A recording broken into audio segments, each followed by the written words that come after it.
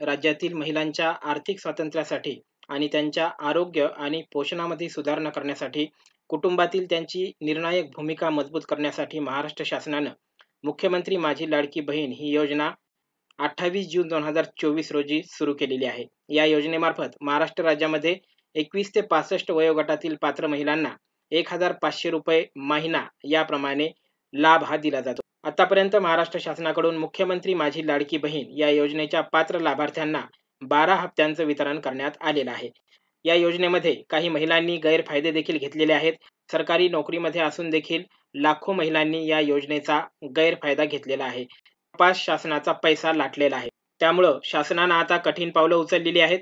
राज्यामध्ये ज्या महिला मुख्यमंत्री माझी लाडकी बहीण या योजनेच्या खरंच लाभार्थी आहेत, ज्यांना खरंच गरज आहे, अशा महिलांनाच आता या योजनेचा लाभ दिला जाणार आहे. कुटुंबाचं वार्षिक उत्पन्न 2.5 लाख पर्यंत असेल तरच अशा महिलांना आता लाभ मिळणार आहे. आणि अशा लाभार्थी महिलांचं वार्षिक उत्पन्न हे 2.5 लाख आहे की नाही किंवा 2.5 लाखापेक्षा जास्त वार्षिक उत्पन्न असणाऱ्या लाभार्थी महिलांचा आता यामधून पत्ता कट करण्यात येणार आहे. शासनानं या ठिकाणी ठाम पावलं उचललेली आहेत. आता पडताळणी होणार आहे.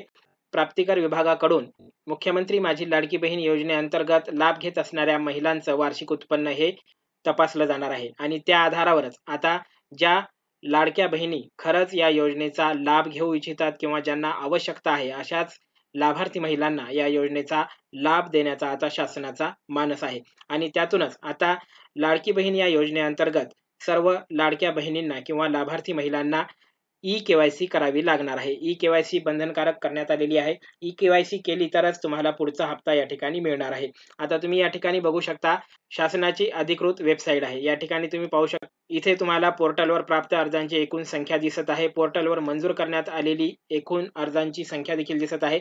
परंतु या ठिकाणी ई-केवायसी साठी असं कोणतंही ऑप्शन या ठिकाणी देण्यात आलेलं नाही. मुखपृष्ठ आहे, योजनेची माहिती, आवश्यक कागदपत्रे व अर्जदार लॉग इन ही शासनाची अधिकृत वेबसाईट आहे. परंतु जेव्हा तुम्ही गुगलवरती टाईप कराल लाडकी बहीण योजनेअंतर्गत ई-केवायसी, लाडकी बहीण योजना ई-केवायसी असं जेव्हा तुम्ही टाईप कराल त्यावेळी अशा प्रकारची वेबसाईट ओपन होणार आहे.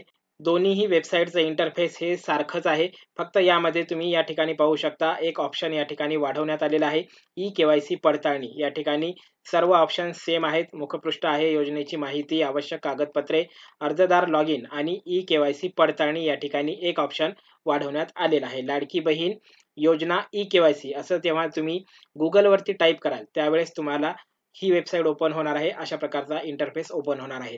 हे जे ऑप्शन आहे हे मेन वेबसाईटवरती अवेलेबल नाही, तुम्ही या ठिकाणी पाहू शकता. परंतु ई-केवायसी म्हणून तुम्ही जेव्हा टाईप कराल त्यावेळी तुम्हाला नवीन वेबसाईटवरती हे ऑप्शन दिसणार आहे. आता आपण लाडकी बहीण योजनेअंतर्गत ई-केवायसी पडताळणी कशी करायची ते पाहूया. या ऑप्शनला आपल्याला क्लिक करायचं आहे. हे ऑप्शन क्लिक केल्यानंतर अशा प्रकारचं नवीन इंटरफेस या ठिकाणी ओपन होणार आहे. लाडकी बहीण योजनेसाठी ई-केवायसी सत्यापन, डिजिटल ओळखीद्वारे महिलांना सक्षम बनवणे. आधार क्रमांक तुम्हाला या ठिकाणी टाकायचा आहे आणि हा जो कॅप्चा कोड दिलेला आहे हा कॅप्चा कोड या ठिकाणी टाकून ही जी सूचना देण्यात आलेली आहे, हे जे कन्सेंट आहे हे पूर्ण तुम्हाला वाचायचं आहे आणि त्यानंतर OTP पाठवा या बटनवरती क्लिक करायचं आहे. या ठिकाणी आपण संपूर्ण माहिती टाकून घेऊया. बघा, या ठिकाणी आधार क्रमांक आपण टाकलेला आहे आणि कॅप्चा कोड देखील टाकलेला आहे. आता हे जे कन्सेंट देण्यात आलेलं आहे हे वाचून घ्यायचं आहे. मी वरील नमूद केलेल्या आधार क्रमांकाची धारक संमती देते. या योजनेसाठी माझी ओळख पडताळणी करण्यासाठी WCD विभागास म्हणजेच महिला व बालविकास विभागास माझे आधार तपशील जसे की नाव, जन्मतारीख, पत्ता व बायोमेट्रिक माहिती UIDAI मार्फत वापरण्यास अधिकृत करते. ही माहिती केवळ ओळखपत्र पडताळणी आणि योजनेशी संबंधित संपर्कासाठी वापरली जाईल. हे तुमची या ठिकाणी त्यांनी परवानगी घेतलेली आहे वेबसाईटने. आणि या ठिकाणी मला सहमती आहे किंवा मला सहमती नाही या दोन्हीपैकी तुम्हाला मला सहमती आहे हे ऑप्शन टिक करायचं आहे. आणि त्यानंतर OTP पाठवा या बटनवरती क्लिक. या बटनवर क्लिक केल्यानंतर अशा प्रकारचा एरर या ठिकाणी दिसत आहे, आधार नंबर नॉट रजिस्टर. हा जो आधार क्रमांक आहे हा रजिस्टर नाही असं या ठिकाणी सांगतंय. आपण दुसरा आधार क्रमांक या ठिकाणी टाकून बघूया. बघा, या ठिकाणी दुसरा आधार क्रमांक आणि कॅप्चा कोड टाकलेला आहे. आता OTP पाठवा या बटनवर क्लिक करूया. OTP पाठवा या बटनवर क्लिक केल्यानंतर एररच या ठिकाणी येत आहे, आधार नंबर नॉट रजिस्टर असं या ठिकाणी दाखवत आहे. म्हणजेच ही वेबसाईट अजून डेव्हलप झालेली नाही. शासनाकडून ही वेबसाईट डेव्हलप करण्यात येत आहे, कारण आपण या ठिकाणी 2 आधार नंबर सत्यापित करण्यासाठी टाकून बघितलेले आहेत. हे दोन्ही आधार क्रमांक लाडकी बहीण योजनेअंतर्गत लाभ घेतात आणि त्यांची ई-के-वाय-सी पडताळणी या ठिकाणी आपण करण्याचा प्रयत्न केला, परंतु वेबसाईट या ठिकाणी चालत नाही. डेव्हलपमेंट अजून वेबसाईटचं व्हायचं राहिलेलं आहे. शासनाकडून या वेबसाईटचं काम चालू आहे.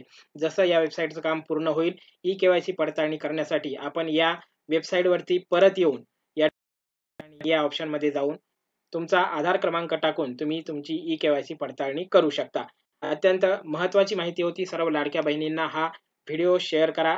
माहिती आवडली असेल तर व्हिडिओला लाईक करा आणि आपल्या चॅनलला सबस्क्राईब करायला विसरू नका. धन्यवाद.